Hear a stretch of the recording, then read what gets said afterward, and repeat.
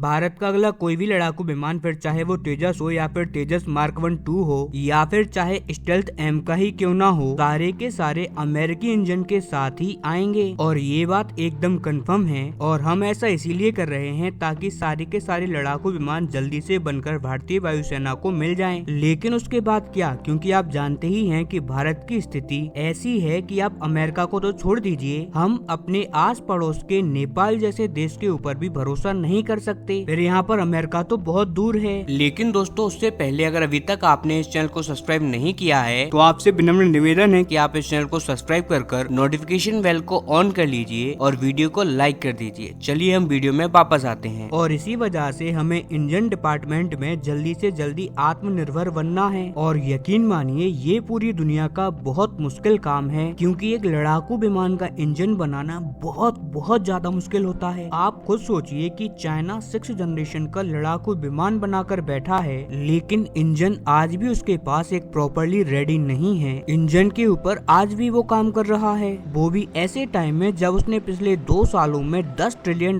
से ज्यादा अपनी सेना के ऊपर खर्च कर दिए हैं। अब आप जरा अंदाजा लगा लीजिए कि आखिरकार इंजन बनाना कितना टफ है। और इसी वजह से बिना किसी विदेशी देश के साथ कोलैबोरेशन किए आप ये इंजन को इतनी आसानी से और जल्दी रेडी कर ही नहीं सकते। और अब इस पर एक बहुत बड़ी खुशखबरी भी आ चुकी है। जैसा कि आप स्क्रीन पर देख सकते हैं, इंटरनेशनल मीडिया रिपोर्ट कर रही है कि भारत और फ्रांस की कंपनी सेफ्रॉन एक डील क्लोज करने जा रही है। और ये डील आने वाले 1-2 महीने में कभी भी अनाउंस की जा सकती है, क्योंकि हो सकता है कि अभी तक ये डील पूरी हो भी चुकी हो। खैर, मैं आपको खबर में आगे बताऊं तो फ्रांस की कंपनी सेफ्रॉन और भारत की कंपनी मिलकर एक ऐसा इंजन डेवलप करेंगे जो कि 120 से लेकर 130 किलो न्यूटन की पावर को प्रोड्यूस करता हो, यानी कि इसकी पावर ह्यूमंगस होगी। और इस समय जो F-35 है या फिर F-22 राफ्टर है, जो कि अमेरिका के ही नहीं पूरी दुनिया के one of the best 5th generation के लड़ाकू विमान है, उनके अंदर जो इंजन लगा हुआ है ना, वो भी 120 किलो न्यूटन तक की पावर रखता है।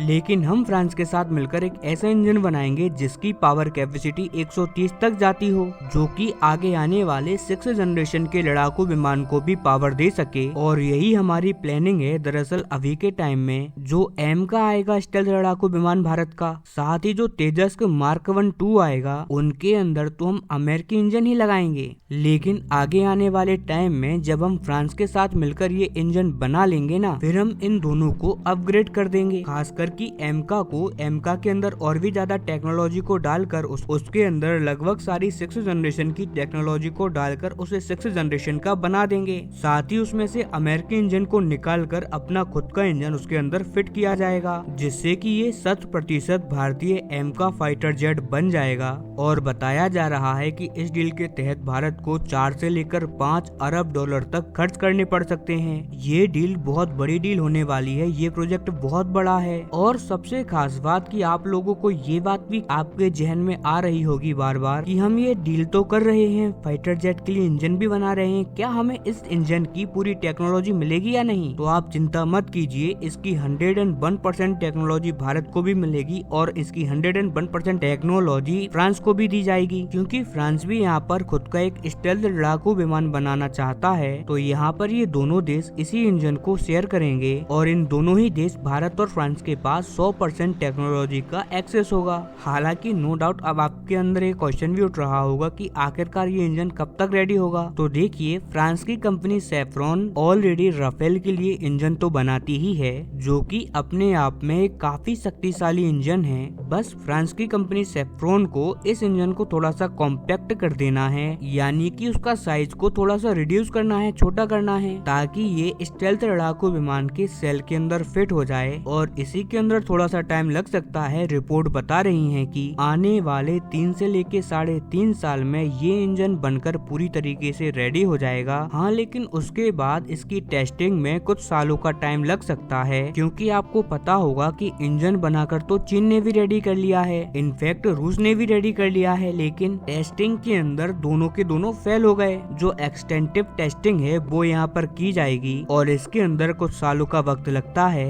सबसे पहले तो विंड टनल टेस्ट होते हैं, यानी कि सुरंग बनाकर ऐसा माहौल बनाया जाता है कि जैसे कि इंजन हवा में हो, और उसके बाद लड़ाकू विमान में लगाकर इसकी प्रॉपर टेस्टिंग की जाती है, अलग अलग एल्टीट्यूड पर, अलग अलग ऊंचाइयों पर या फिर अलग अलग टेम्परेचर पर, रात हो या दिन हो, मतलब हर तरीके से इसकी प्रॉपर टेस्टिंग होती है। हर एक एनवायरमेंट में इसकी परीक्षण होती है, तब जाकर हम कहीं इंजन को रेडी कर पाते हैं। और यही वजह है कि बनाने से ज्यादा टाइम लगता है टेस्टिंग में। लेकिन फिलहाल हम मोटा मोटा अंदाजा ऐसे लगा सकते हैं कि एम का जो हमारा खुद का स्टेल्थ लड़ाकू विमान होगा, उसके बनने के बाद ही ये रेडी हो पाएगा। साथ ही आप इस बात को भी ध्यान रखिएगा कि हमने सेफ्रॉन के साथ इसीलिए कोलैबोरेशन किया है क्योंकि सेफ्रॉन एक ऐसी कंपनी है जिसके पास कैपेबिलिटी है इस प्रकार के इंजन को तैयार करने की। यानी कि आप ये बात तो मानकर चलिए कि हम जो पैसा लगा रहे हैं उसके अंदर 99.9% चांसेस हैं कि हम कामयाब हो जाएंगे सेफ्रॉन के साथ। और ये डील भी बहुत जल्दी अनाउंस कर दी जाएगी। रिपोर्ट्स बता रही हैं कि पीएम मोदी जल्दी ही फ्रांस की राजधानी पेरिस का दौरा कर सकते हैं और हो सकता है कि उसी दौरान इस डील को भी अनाउंस कर दिया जाए। तो खैर जो भी होगा उस दौरे पर मैं आपको बता दूंगा। तब तक do subscribe to this channel.